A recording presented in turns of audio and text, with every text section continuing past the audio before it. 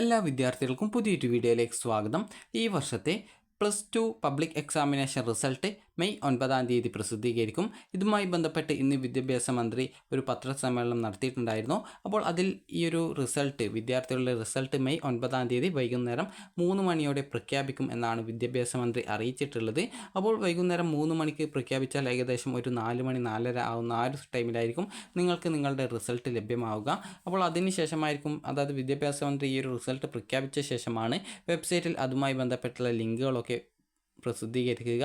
അപ്പോൾ നിങ്ങൾക്ക് റിസൾട്ട് അറിയാനായിട്ട് കേരള results.nic.in എന്ന വെബ്സൈറ്റോ അല്ലെങ്കിൽ dhsc.kerala.gov.in എന്ന വെബ്സൈറ്റോ അല്ലെങ്കിൽ കൈറ്റിൻ്റെ വെബ്സൈറ്റായിട്ടുള്ള kite.kerala.gov.in എന്ന വെബ്സൈറ്റ് വഴിയോ അല്ലെങ്കിൽ നിങ്ങൾക്ക് ഈ ഒരു iExam മൊബൈൽ ആപ്ലിക്കേഷൻ, അതുപോലെ സഫലം 2024 മൊബൈൽ ആപ്ലിക്കേഷൻ എന്നിവ വഴിയും നിങ്ങളുടെ ഈ വർഷത്തെ +2 പരീക്ഷാഫലം അറിയാൻ സാധിക്കും. ഇത് കേരള results.nic.in എന്ന വെബ്സൈറ്റാണ്. അപ്പോൾ ഈ ഒരു വെബ്സൈറ്റ് നിങ്ങൾ ഓപ്പൺ ചെയ്ത് കഴിഞ്ഞാൽ നിങ്ങൾക്ക് റിസൾട്ട് പ്രഖ്യാപിച്ച ശേഷം മുകളിൽ തന്നെ നിങ്ങൾക്ക് DHSC results 2024, DHSC NSQF result 2024, അതുപോലെ VHSC റിസൾട്ട് 2024 എന്നിങ്ങനെ പറഞ്ഞുകൊണ്ട് ഓപ്ഷൻ കാണാൻ സാധിക്കും. അതിൽ നിങ്ങൾക്ക് ഏത് റിസൾട്ടാണ്, നിങ്ങൾ ഹയർ സെക്കൻഡറി ആണെങ്കിൽ DHSC, വൊക്കേഷണൽ ആണെങ്കിൽ VHSC, അതുപോലെ DHSC NSQF ആണെങ്കിൽ അത് നിങ്ങൾക്ക് ഏതാണ് അറിയേണ്ടത് ആ ഒരു ലിങ്കിൽ ക്ലിക്ക് ചെയ്യുകയാണ് ചെയ്യേണ്ടത്.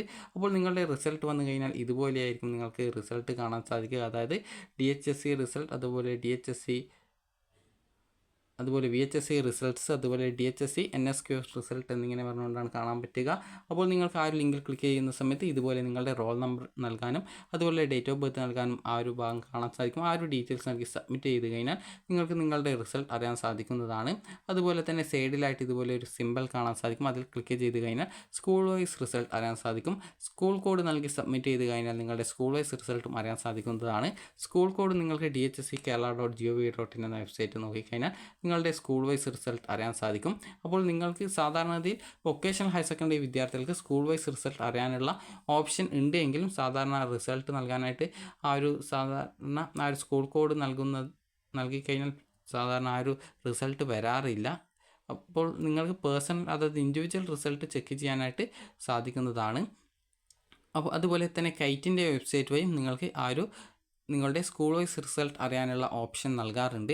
അപ്പോൾ നിങ്ങൾ ഹയർ സെക്കൻഡറി ആണോ വൊക്കേഷണൽ ഹയർ സെക്കൻഡറി ആണോ ഏതാണ് എന്നുള്ളതനുസരിച്ച് അതുമായി ബന്ധപ്പെട്ടുള്ള ലിങ്കുകൾ ക്ലിക്ക് ചെയ്തുകൊണ്ട് നിങ്ങൾക്ക് നിങ്ങളുടെ റോൾ നമ്പറും ഡേറ്റ് ഓഫ് ബർത്തും നൽകി നിങ്ങളുടെ സ്കൂൾ വൈസ് അല്ല നിങ്ങളുടെ ഇൻഡിവിജ്വൽ റിസൾട്ട് അറിയാൻ സാധിക്കുന്നതാണ്. അപ്പോൾ റിസൾട്ട് വന്ന ശേഷം നിങ്ങൾക്ക് റീവാലുവേഷൻ, സ്ക്രൂട്ടിനി, അതുപോലെ സൂക്ഷ്മ പരിശോധന, അതുപോലെ ഫോട്ടോ കോപ്പി എന്നിവയ്ക്ക് അപേക്ഷിക്കാം. റീവാലുവേഷൻ 500 രൂപയായിരിക്കും ഫീസ്.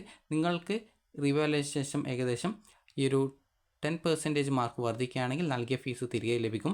അതുപോലെ +2 റിസൾട്ട് വന്ന ശേഷം ഫെയിൽഡ് ആകുന്ന വിദ്യാർത്ഥികൾക്ക് ഈ ഒരു സേ പരീക്ഷയുമായി ബന്ധപ്പെട്ടുള്ള അപേക്ഷകൾ ഏകദേശം റിസൾട്ട് വന്ന് ഏകദേശം ഒരു 2-3 ദിവസത്തിനുള്ളിൽ തന്നെ അപേക്ഷ സ്കൂളിലെ പ്രിൻസിപ്പാളിന് നൽകേണ്ടതാണ്. അപ്പോൾ നിങ്ങൾക്ക് ഈ ഒരു വീഡിയോ ഉപകാരപ്രദമായിട്ടുണ്ടെങ്കിൽ ലൈക്ക് ചെയ്യുക, ഷെയർ ചെയ്യുക. Thank you for watching.